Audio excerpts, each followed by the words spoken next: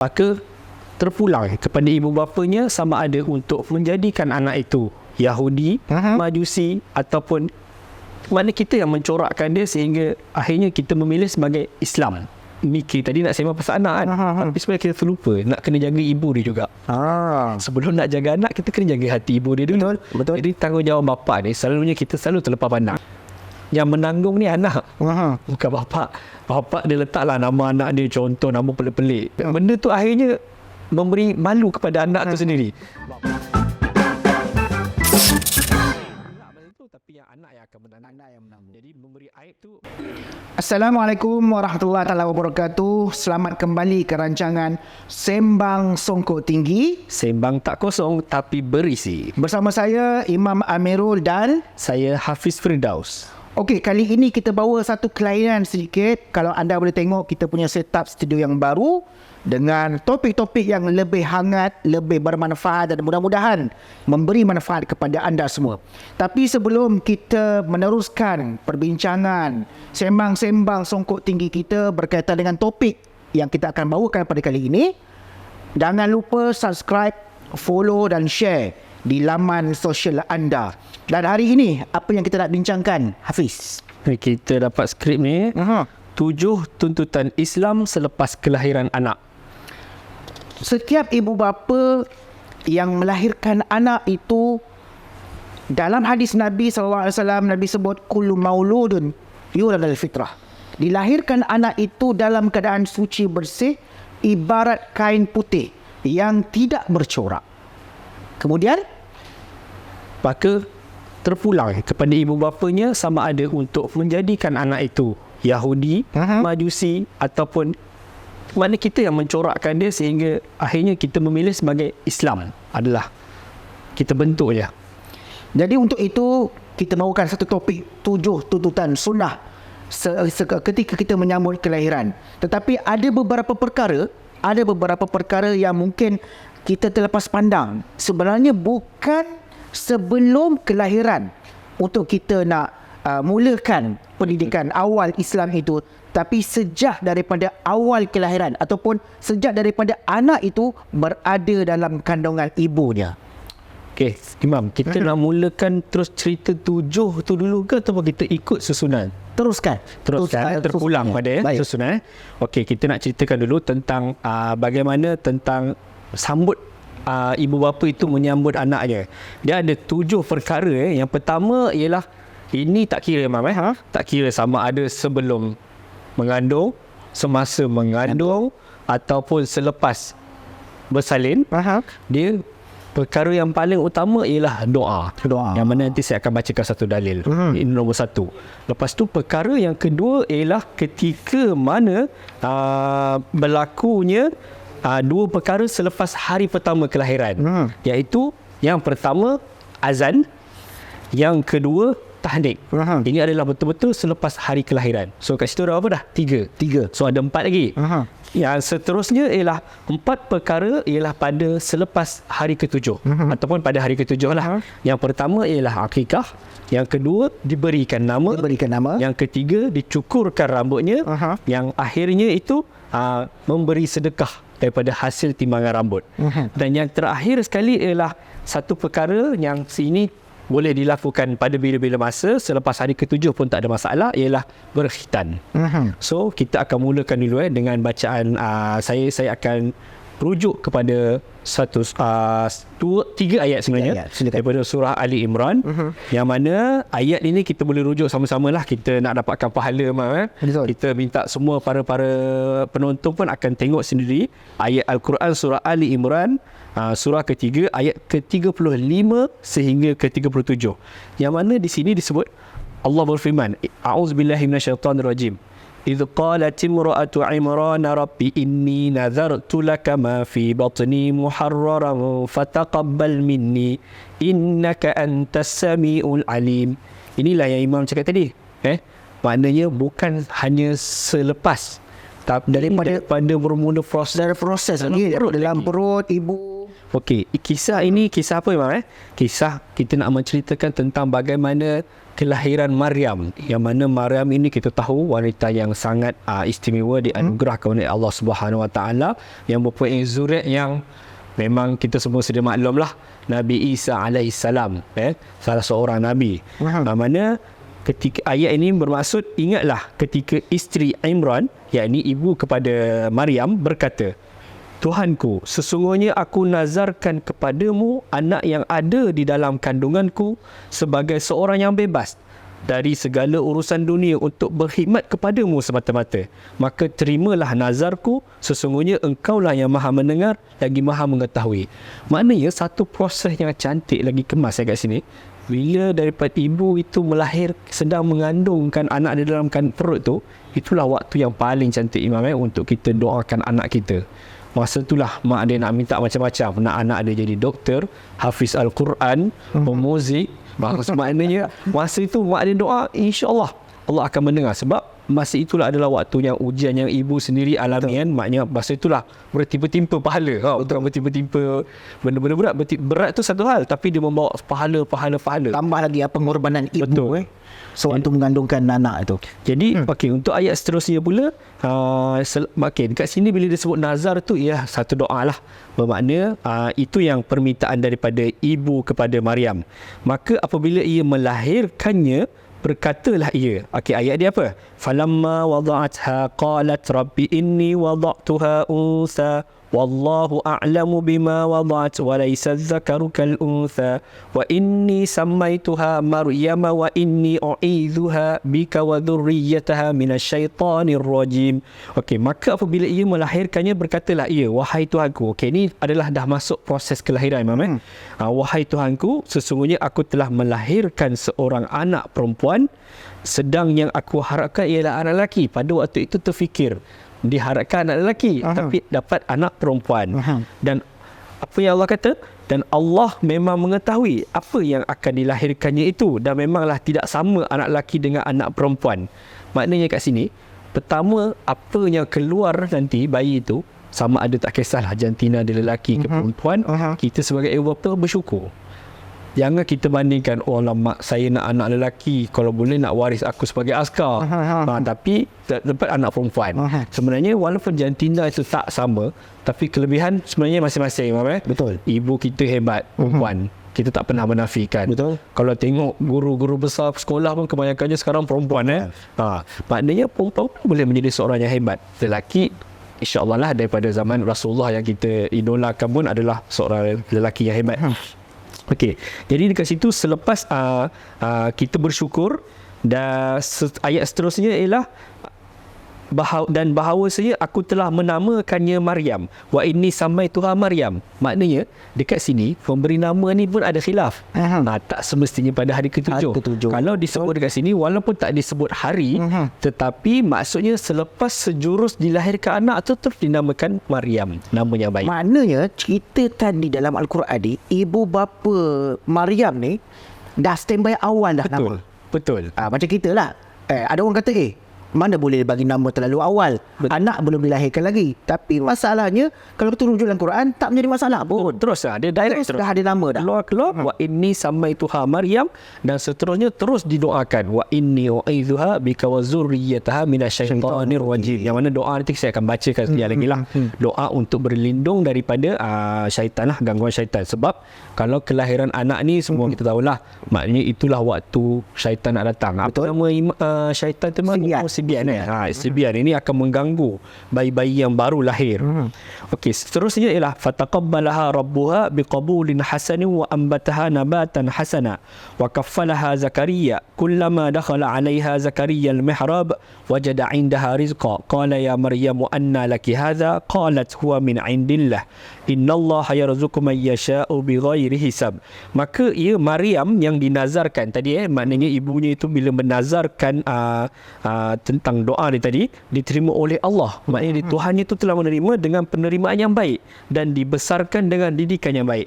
Maka apabila kita telah berdoa, dah telah namakan yang baik, kita telah berdoa supaya jauh daripada syaitan, sebenarnya dekat sini kalau semata-mata doa saja tak jadi, betul. Dia ada ikhtiar untuk kita melakukan ataupun memproses anak itu sendiri. Maknanya apa caranya ialah dengan Maryam serta diserahkannya untuk dipelihara oleh Nabi Zakaria. Maknanya menghantar kepada orang yang soleh, seorang Nabi, untuk mengajarkan ataupun mendidik Maryam itu.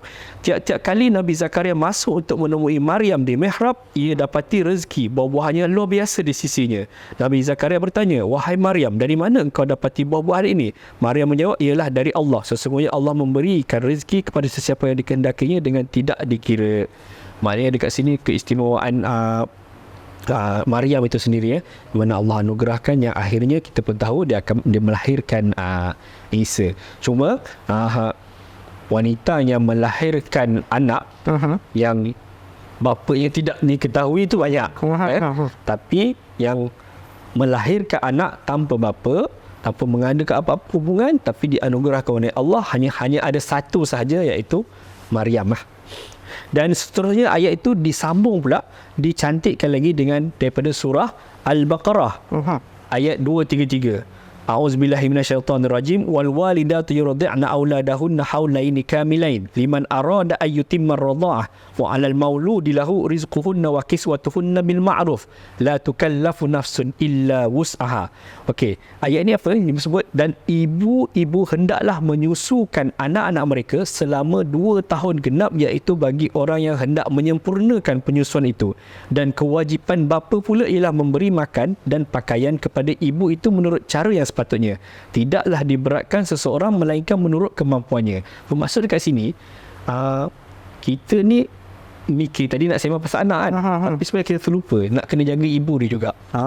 Sebelum nak jaga anak, kita kena jaga hati ibu dia dulu. Betul. Jadi tanggungjawab bapa ni selalunya kita selalu terlepas pandang. Inilah ayat yang cantik Allah turunkan, wal walidatu yurdi'na ni, maknanya nak sempurna anak itu, cantik dia ialah dengan menyusukan anak tu genap 2 tahun. Itu sempurna.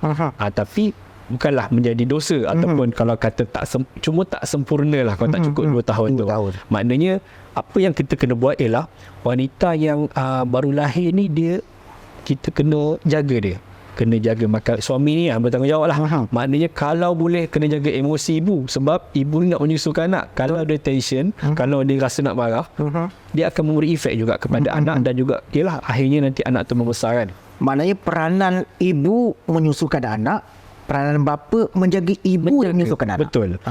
Okay, sebab ibu ni bila dia lahirkan anak, dia akan sakit. Maknanya sakit itu kita lah diberi tugas tu pun tak sanggup. Betul. Memang takkan sanggup lah. Sebab itulah kekuatan seorang ibu, yang mana dia walaupun dia sakit, tapi satu benda, bila dia dapat menyusukan anak, dapat tengok wajah anak, separuh dia punya sakit tu dah hilang. Tapi separuh lagi untuk dihilangkan tu ialah dengan suami dia melayan dia dengan baik. Jadi itu adalah satu peranan yang besar lah, walaupun nampak benda tu kecil.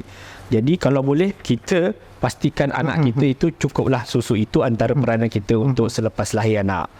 Jadi dalam waktu jadi tadi kita dah sebut apa dia? Yang pertama, waktu yang paling terbaik doa itu ketika dalam kandungan, selepas lahir, iaitu kita bersyukur. Waktu menyambut lahir tu adalah kita bersyukur, tak kisah apa jua jantina. Lepas tu diberikan nama, didoakan dijauhi daripada syaitan, dan seterusnya fokus untuk memberi susu kepada anak itu. Tapi sebelum tu, kalau boleh kita kongsikan, satu doa yang khusus, yang mungkin para penonton boleh amalkan, boleh baca, tak kira mungkin anak yang baru lahir, anak dah 2-3 bulan ke, tapi doa ini valid. Doa ini valid, kita boleh amalkan supaya anak-anak kita di bawah jagaan kita itu terpelihara daripada syaitan. So, apa doa ni? Okey, yang pertama saya bacakan daripada riwayat doa Rasulullah untuk cucu-cucunya, Sayyidina Hasan dan Husain alaihissalam, daripada Ibnu Abbas radhiyallahu anhuma, bahawa Rasulullah sallallahu alaihi wasallam pernah meminta perlindungan untuk Al-Hasan dan Husain dengan sabdanya, inna abakuma kana yu'awwizu biha Ismail wa Ishaq, a'udzu bikalimatillahi tammah min kulli syaitanin wa hammah wa min kulli ainin lammah. Maksud dia ialah sesungguhnya moyang kalian, yakni Nabi Ibrahim, pernah memohon perlindungan untuk anaknya Ismail dan Ishaq alaihissalam. Aku memohon perlindungan, a'udzu bikalimatillahi tammah, aku memohon perlindungan untuknya dengan kalimah-kalimah Allah, dari segala min kulli syaitani wa hammah, dari segala syaitan ataupun kesusahan. Wa min kulli ainil lamah, dan satu lagi, dan pandangan yang jahat, yakni ain lah yang disebut ain tu. Hadis riwayat Al-Bukhari dan Ibn Hibban di dalam sahihnya. Maknanya ini adalah doa yang paling famous lah, yang memang kita kena baca untuk anak kita. Dan seterusnya seperti yang tadi disebut dalam surah Ali Imran, inni u'izuha bika wa zurriyyataha minasyaitonir rajim. Aku memohon perlindungan untuknya serta anak-anak keturunannya kepada engkau daripada syaitan yang terkutuk. Macam tak nak kita, kalau boleh kita nak jauhkan godaan daripada godaan syaitan tu lah. Dan seterusnya doa-doa yang famous, biasanya kita akan guna satu doa mana-mana lah, yang mana-mana kalau kita kenal mana-mana yang dapat zudat, kita jumpa, kita akan doa barakallahu laka fil mawfubi lak wa syakartal wahib wa balagha ashuddahu wa ruzikta birrahu. Maksud dia apa? Semoga Allah memberkati kelahiran anak ini. Semoga kamu bersyukur kepada Allah yang memberikan anak. Allah ni yang memberikan anak, bersyukur. Itu yang tadi disebutkan tadi, yang bersyukur apa jua jantina yang keluar. Semoga anakmu sampai usia dewasa membesar dalam ketaatan dan kamu akan dapat baktinya. Itu doa-doa yang memang selalu diamalkan. Dan kita ada juga satu lagi doa yang mana Rasulullah pernah doakan Ibnu Abbas. Ibnu Abbas ni semua tahu, pakar ilmu hadis, pakar hadis, memang meriwayatkan banyak hadis Rasulullah SAW, yang mana Rasulullah membacakan doa ini kepada Ibnu Abbas, Allahumma faqihu fid din wa 'allimhu ta'wil. Maknanya, ya Allah, berikanlah kepada Ibnu Abbas ini kefahaman di dalam agama serta ajarkanlah kepadanya takwilan-takwilan. Doa ini kalau kita boleh jadikan, walaupun khusus kepada Ibnu Abbas, dan kita boleh jadikan umum sebab mana-mana pun, siapalah kita kalau tak faham agama. Kalau kita tak faham agama, kita takkan dapat buat apa-apa selain daripada itu. Ya, kalau kita tengok dari doa-doa ni, kalau boleh tak, kalau kita kata kita nak ambil yang paling ringkas, paling mudah, paling tidak pun doa lah bahasa Melayu. Betul. Paling tidak pun doa bahasa, apa bahasa yang kita faham, bahasa Jawa ke, bahasa Minang ke, bahasa Bugis ke, apa saja bahasa tu.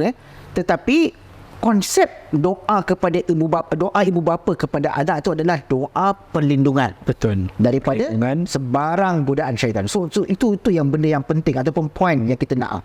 Tak ada masalah. Memang tak ada masalah untuk baca pun tak ada masalah sebenarnya. Kalau baca je lah. Baca saja terjemahan dalam buku ke apa nota kan. Terjemahan pun tidak menjadi masalah. Allah Maha mendengar. Supaya kita baca Quran, ada yang kita tak faham perkataan, tapi kita baca kan.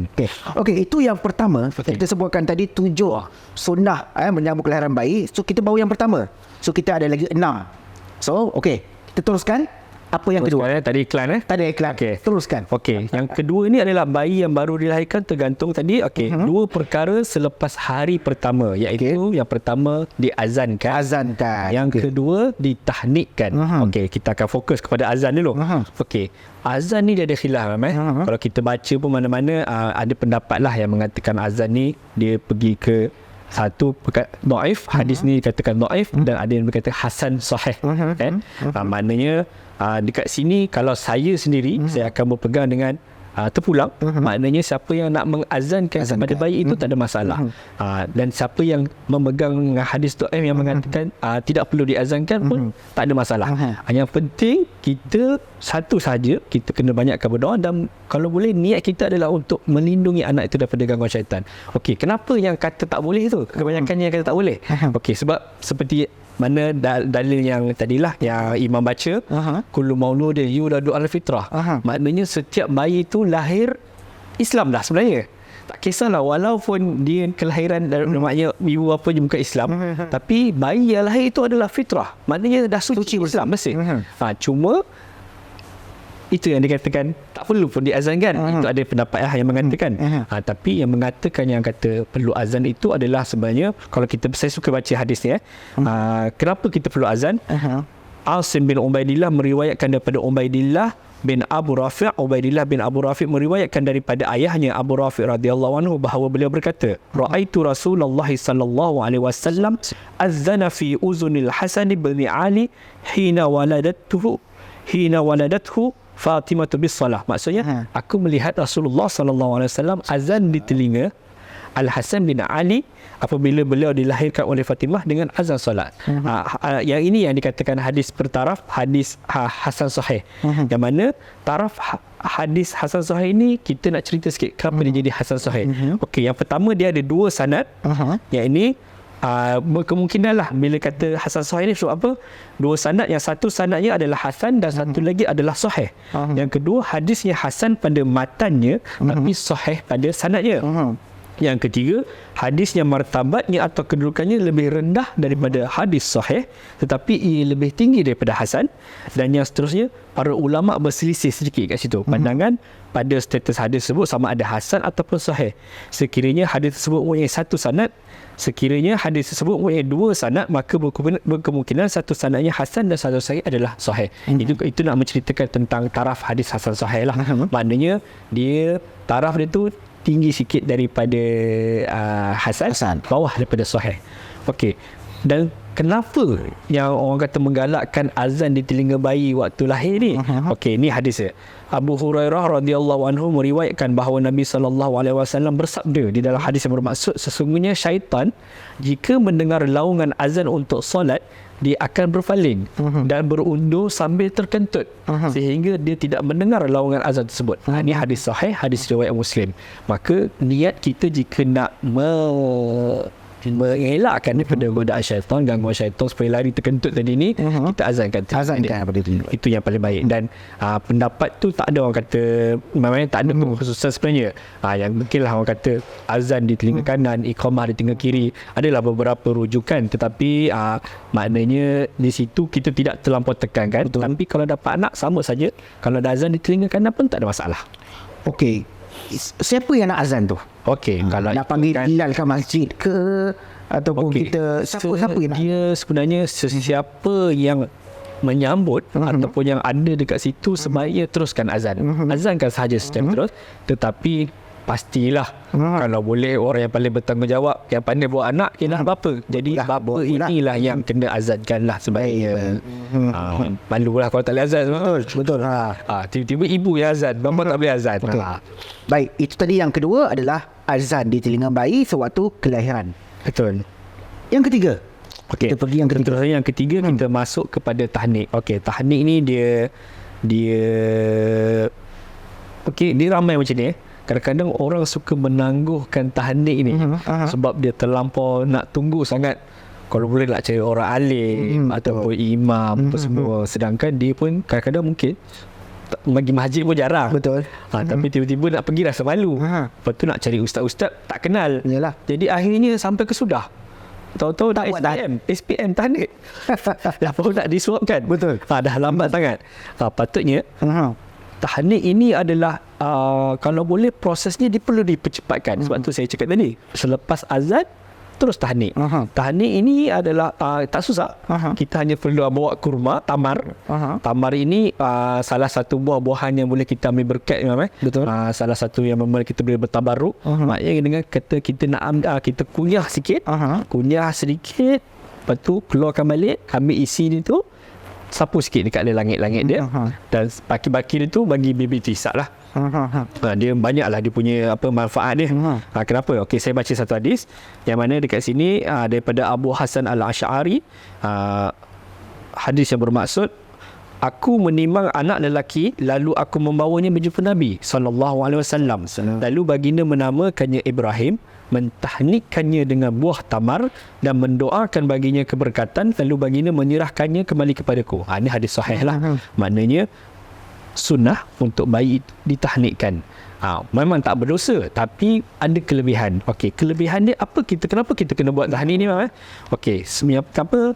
Kita nak bagi baby tu bertenaga, tenaga. Sebab dengan masukkan manisan kurma tu adalah manisan. Kita pun kalau kita nak lari, kita akan minum manisan. Jadi bayi juga memerlukan satu tenaga. Yang kedua ialah membersihkan secara tak langsung. Dengan kita sapu dekat langit-langit tu, dia membersihkan mulut bayi itu dari kotoran. Sebab dia keluar daripada perut. Okey, yang lain kita dah mandikan, dah sapu-sapu apa semua kan. Tapi dekat dalam mulut kita tak kacau. Jadi bila tak kacau tu, itulah function dia. Bila kita sapu sikit dekat langit-langit tu, dengan dia tertelan, bila benda susu nanti, dia akan secara langsung buang dia punya kotoran tu lah. Dan seterusnya ialah menguat saraf mulut untuk minum susu ibu. Dapat tenaga untuk kuatkan saraf, dan saraf itu dan kuat pun minum pula susu, tenaga untuk minum susu, dan seterusnya dapat tenaga seterusnya lah. Dan akhirnya dapat memberi satu antibody ketahanan ataupun imunisasi bayi untuk badan baby itulah. Bila makan kurma, bila ditahnikkan minum susu, dapat imunisasi, nak disuntik pun insya-Allah lah ketahanan ni lebih kuat sedikit daripada orang yang tak minum susu. So dia ada 4 kat situ. Betul. Pertama, bersihkan gelangnya dia. Betul. Untuk bersihkan waktu kelahiran tenaga, untuk memberikan tenaga, kuatkan saraf untuk minum saraf, dan imunisasi. Akhirnya imunisasi. Itulah kelebihan tahnik.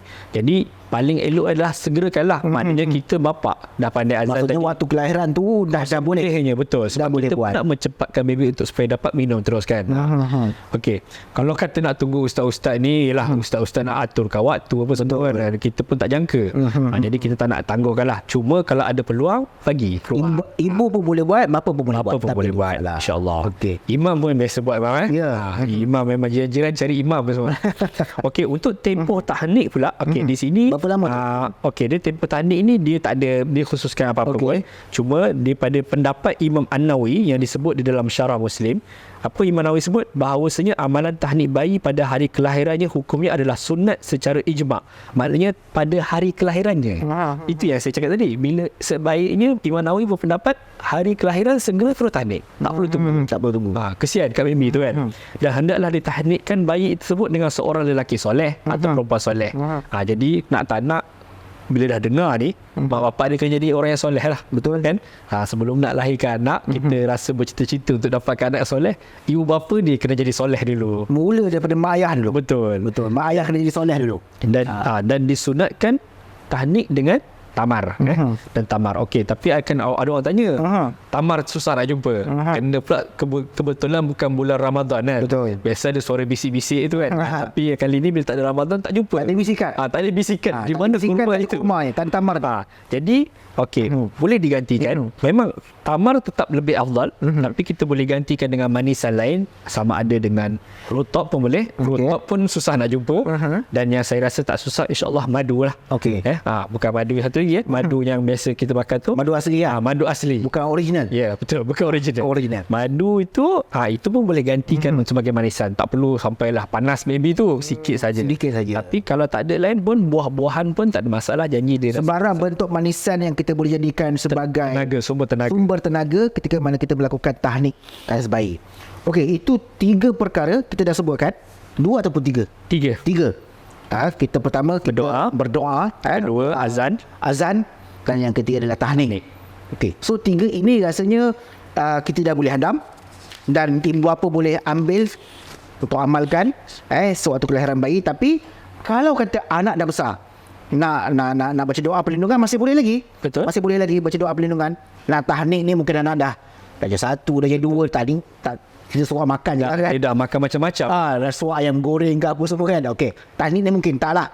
Dan yang ketiga tadi azan pun mungkin kita dah terlepas lah. Tapi kalau nakal sangat kan, azan kan juga nampak imam nakal sangat, saya azan kat telinga. Azan kat telinga juga. Panggil. Moga-moga lembut sikit hatinya. Panggil Bilal ke apa ke. Okey, 3 perkara dah sebutkan. Dan kita nak pergi yang keempat. Yang ini tak semestinya anak tu baru dilahirkan. Betul. Selepas kelahiran ataupun beberapa detik ketika itu pun kita dah boleh lakukan. Okey, yang keempat. Okey, dia ada yang keempat ini merangkumi terus sampai 4. Maknanya 4 perkara selepas kelahiran itu sehingga hari ke-7 lah. Maknanya bermula daripada hari ke-7 itu. Okey, satu hadis tapau terus 3 perkara. 3 perkara yang kita kena buat. Al-ghulam murtahanun bi aqiqati tudbahu anhu yawma sabi' wa yuhlaqu ra'sahu wa yusamma fi. Okey, dekat situ disebut tentang tergadai anak itu, maknanya tertahan maknanya kalau kita nak tebus anak itu dengan melakukan 3 perkara. Ini perkara yang utamalah. Yang pertama ialah dengan melaksanakan akikah. Melaksanakan akikah ni kita ada satu episod kita cerita tentang akikah Ramadan, kelebihan akikah Ramadan. Jadi dekat situ menceritakan tentang mesti kena melaksanakan ataupun menyembelih sama ada untuk anak lelaki 2 ekor kambing ataupun untuk anak perempuan 1 ekor kambing. Seekor kambing. Tak kisah. Kalau tak dapat kambing, kita boleh cari gantikan dengan 1 ekor unta ataupun 1 ekor lembu. Tak ada peluang lagi. 2 ni pun rasa berat supaya kita nak tertinggal. Kita boleh pilih sama ada dengan bahagian pun tak ada masalah. Sebab kita berdasarkan apa yang disyariat kepada korban, kita boleh samakan dengan akikah, iaitu untuk anak lelaki mungkin dua bahagian lembu, dan untuk anak perempuan satu bahagian lembu. Jadi dekat situ maknanya kita sebagai ibu bapa dah kena bersedia lah. Janganlah gedekut sangat, Mam. Betul. Ini kalau boleh dia buat satu bahagian dia tu, dia tunggu sampai waktu korban, dah lah lewat dah tahun 2 tahun 3 tahun. Situ dia buat korban, dia pergi buat akikah, nak gabung dia pula. buat sekali kenduri sunat. Sekali kenduri sunat semua. Patut bapak dia tampar lagi dengan kenduri kawan kakak dia ke apa, makan sekali. Mak yang punya lah nak kata kena kot. Sebab pak dia kan. Tapi yang disyariatkan adalah sebenarnya adalah hari ketujuh. Hari ketujuh itu adalah hari yang paling terbaik lah. Jika terlepas, itu yang kita kata ada pendapat mengatakan hari ke-14 seterusnya, lepas tu hari ke-21, lepas tu sehinggalah sebelum 7 berikutnya lah, 7 berikutnya sehingga sebelum balik sebaiknya. Dan jika mak ayah perlu melaksanakannya. Dan akhirnya mak ayah pun meninggal, tak sempat laksana, mungkin atas dasar kemampuan, jadi anak pula boleh melaksanakan akikah untuk dirinya sendirilah. Maknanya boleh buat sendiri. Akikah tu kita boleh buat sendiri. Betul. Ada pendapat yang Rasulullah sendiri mengakikahkan dirinya selepas diangkat menjadi Rasul. Ada dalil kat situ lah. Okey, dan seterusnya adalah diberikan nama kepada bayi itu. Okey, diberikan nama bayi ni ada khilaf. Okey, ada yang boleh kita namakan tadi, kalau perasan ni samai Tuhan Maryam awal lagi dah bagi nama selepas lahir. Okey, tapi untuk bab yang di dalam hadis ini, sama ada kita nak lakukan sebelum akikah ataupun selepas akikah. Kalau tadi ikut yang dalil yang tadi surah Ali Imran, bermaksud memang sebelum akikah lah, confirm kan. Cuma memang ini katalah, kalau kata sama ada kita nak pilih waktu dia hari ke-7 tu sebelum sembelih ataupun selepas sembelih lah. Okey, ada yang mengatakan pendapat yang paling terbaik ialah memberi nama sebelum sembelih. Sebab apa? Secara tak langsung secara tak langsung kita sembelih tu dah ada nama anak. Dah ada nama. Sebab kita nak sebut nama. Betul. Nak sebut nama anak sewaktu sembelihan akikah. Betul. Jadi kalau kita bagi nama nama kemudian, mana kata sembelih tu biasa hamba je lah. So sebenarnya apa yang biasa kita terima lah sebelum ni, pendaftaran akikah sebelum ni biasanya memang peserta tu dah bagi nama. So itu adalah antara yang merujuk kepada pendapat yang betul lah, yang lebih baik, iaitu memberikan nama sebelum akikah. Dan tak ada masalah jika diberikan selepas akikah juga. Maknanya sembelih itu kosong, hantar nama hamba Allah, lepas tu barulah kita panggilkan nama. Itu kalau yang memegang selepas akikah itu adalah mengikut sunnah hadis tadi. Sunnah hadis. Dia mula sembelih, lepas tu mencukur kepala, lepas tu memberikan nama. Cuma isu dia macam tadilah saya cakap, kenapa kita tak perlu merujuk selepas akikah? Kalaulah akikah ada hari ke-14 terlepas, dia bawa ke hari ke-14, 14 pun tak lepas lagi, buat hari ke-21 sampai kesudah nama anak tak keluar-keluar. Betul. Dah 21 hari tadi angkat nama. Jadi sebab tu nama ni dia tak relate sangat dengan betul sembelihan akikah tu lah. Sembelihan akikah. Okey, jadi nama ni pun sendiri, saya bacakan satu dalil hadis yang bermaksud, diwayatkan oleh Abu Ad-Darda sabda Rasulullah sallallahu alaihi wasallam, innakum tud'auna yaumal qiyamah bi asma'ikum wa asma'i abaikum fa ahsinu asma'akum. Maksudnya sesungguhnya kamu semua akan diseru pada hari kiamat kelak dengan nama kamu dan nama bapa-bapa kamu, maka perelokkanlah nama kamu. Hadis riwayat Abu Daud. Maknanya dekat sini Rasulullah dah memberi satu saranan, elokkan nama dengan memberi nama yang baik. So orang tanya, kalau nama yang baik ini boleh dapat pahala ke? Ya. Sebab kenapa saya cakap boleh dapat pahala? Sebab kita saranan Nabi. Betul. Dengan niat bila kita buat tu adalah satu ibadah. Betul. So saya tak langsung akan dapat pahala, insya-Allah. Tapi kena pastikan nama anak itu nama yang baik. Nama yang baik. Okey, contoh nama-nama yang paling disukai oleh Allah Subhanahu Wa Taala. Okey, ini ada satu dalil. Hadis daripada Ibnu Umar radhiyallahu anhuma, bahawa Rasulullah sallallahu alaihi wasallam bersabda, maksudnya sesungguhnya nama yang paling disukai oleh Allah ialah Abdullah dan Abdul Rahman. Hadis riwayat Muslim. Maknanya dekat situ nama-nama Allah tu confirm nama yang paling baik lah. So kalau kita tengok nama-nama Allah ada 99 Asmaul Husna dan malah lebih lagi sebenarnya daripada itu. Maknanya kita hanya perlu menambah perkataan Abdul untuk anak lelaki kat depan tu. Di depan itu. Betul. Maknanya Abdullah, Abdul Rahman, Abdul Rahim, hamba yang pemurah, hamba yang penyayang. Jadi untuk perempuan kita tambahkannya bahasa Arab lah, kita kat Malaysia jarang.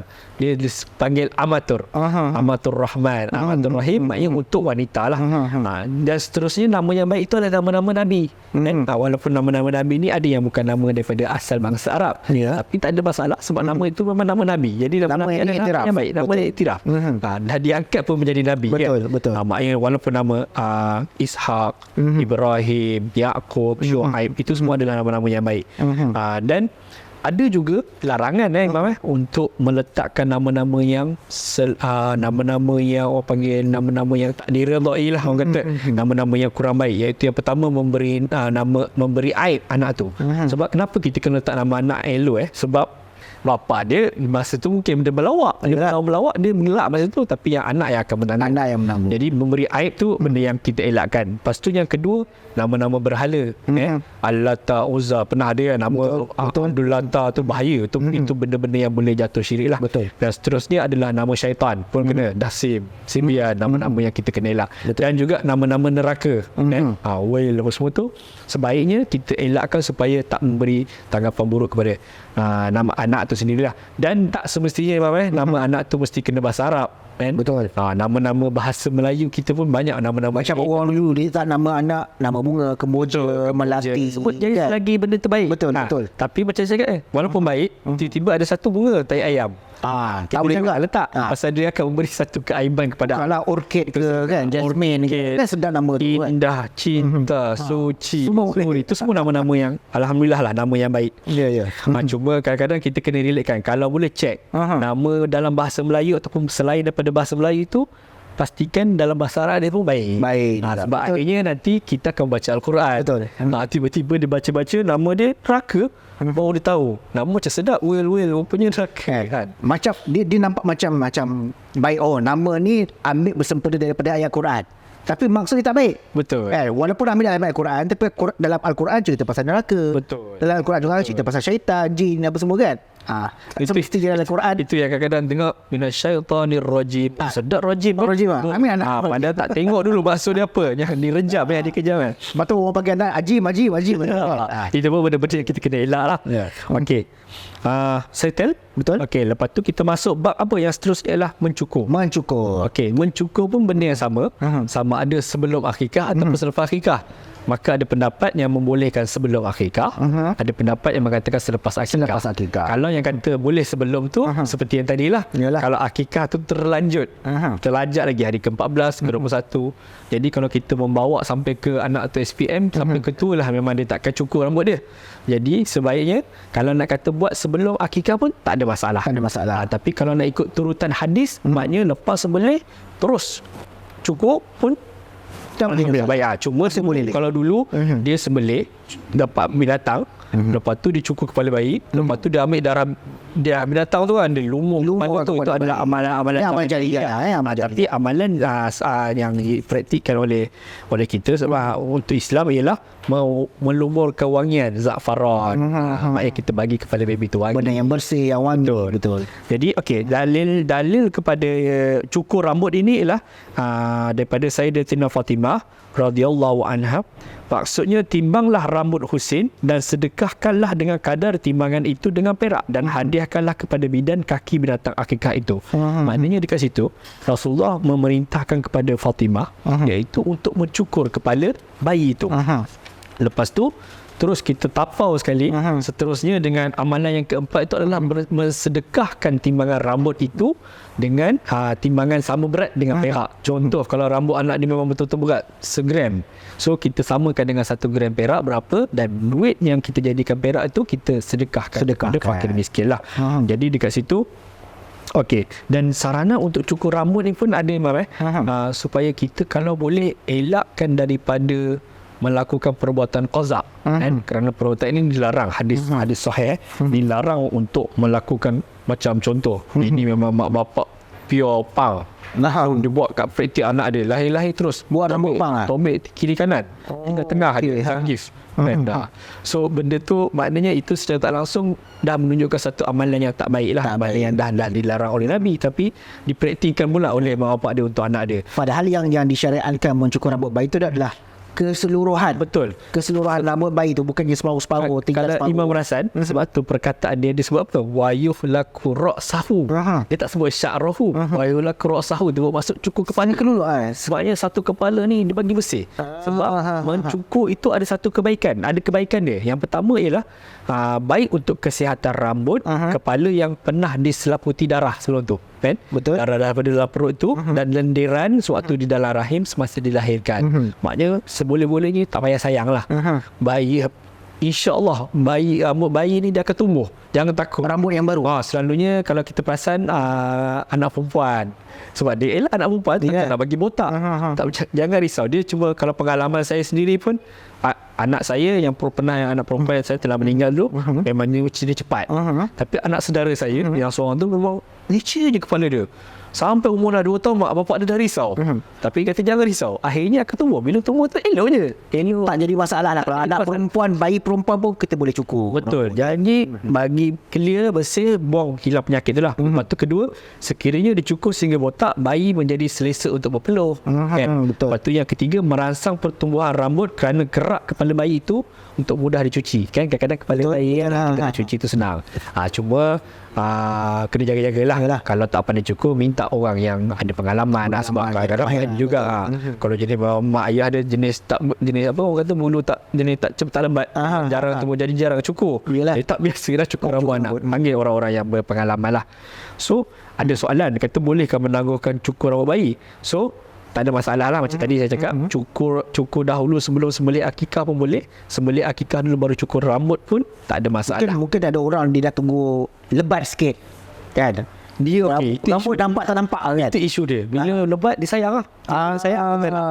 Dia dah Rambut cantik pula tu. Rambut pula cantik. Dia kata kan ni kalau cukur ni belum tentu dapat balik. Okey. Itu yang benda-benda macam tu. Sebenarnya jangan risau. Cukur sahaja bagi bersih, supaya satu lagi kita tak nak kurangkan ataupun hilangkan pahala bersedekah. So bila kita timbang, lagi tebal rambut anak tu, kita lagilah kena bersyukur. Sebab lagi banyak kita akan sedekah. Itu memang Allah yang dah kehendaki kan benda tu. Betul. Jadi Allah tahu kemampuan masing-masing. Jadi untuk pertimbangan tu adalah sama ada dengan perak, tak ada masalah. Ataupun kalau kaya nak timbang dengan emas pun boleh lah. Kalau 1 gram tu dia rasa, aku ada je duit, lebihkan je. Tambah je. Yang penting poin dia adalah bersedekah. Iyalah. Rambut anak tu berapa gram je pun. Betul. Timbang. Lebihkan itu merupakan sedekah. Pahala kita. Betul. Dan dah ke berapa dah, Mam? Kita dah ke-4, 5. Kita dah cukup 7. Okey, kita dah 7.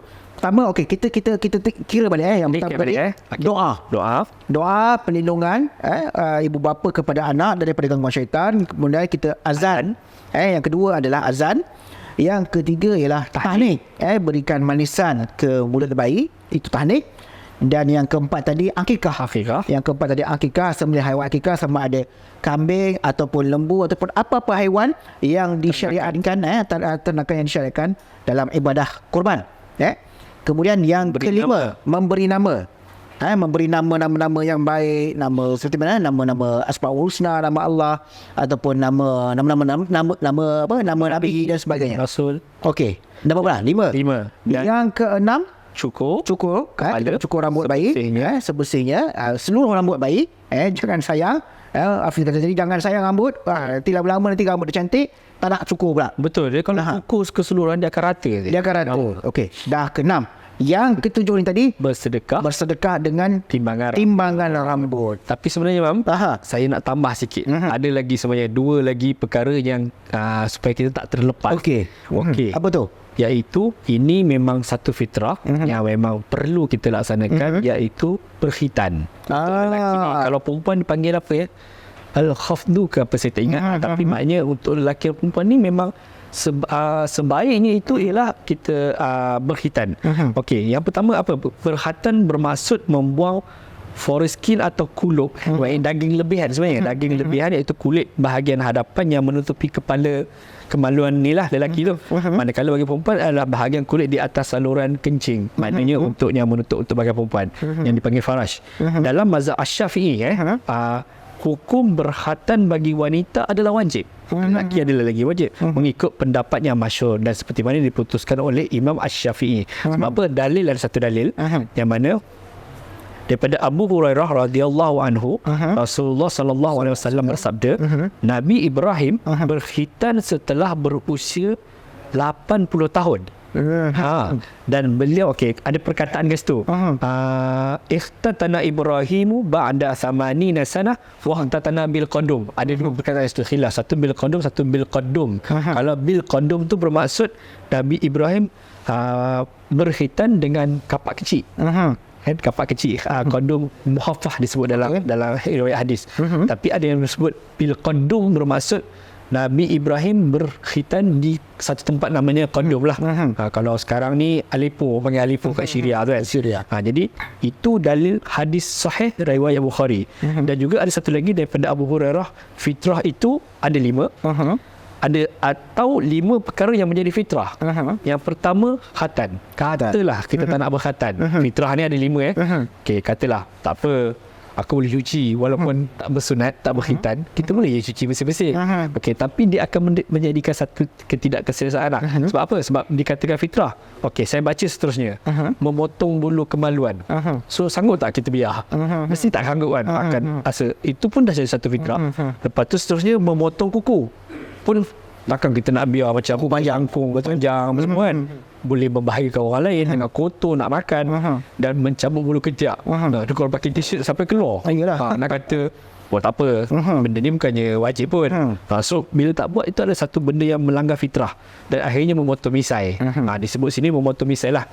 Walaupun ada khilaf, orang kata bukan cukur potong, ada masalah. Yang penting bagi kemas dan tak melebih daripada takur mulut ni.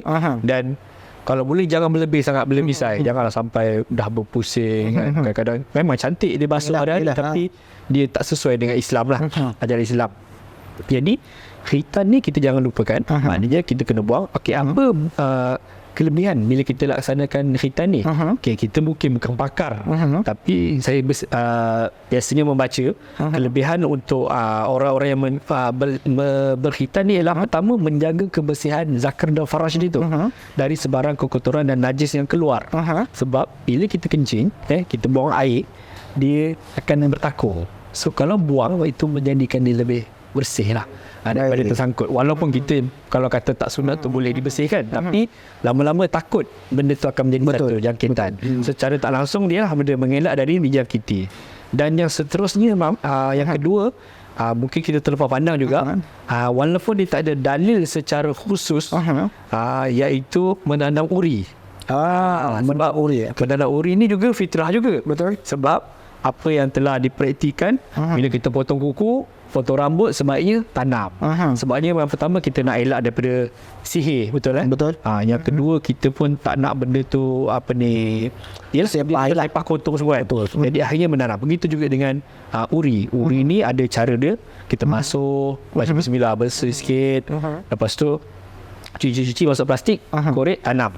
Dan sebaiknya kalau tanam tu kita risau sebab dia ada bau kan. Bila macam kalau tak tanam terlampau dalam, benda tu mungkin akan menyebabkan binatang akan tarik balik anjing kan, dia akan makan.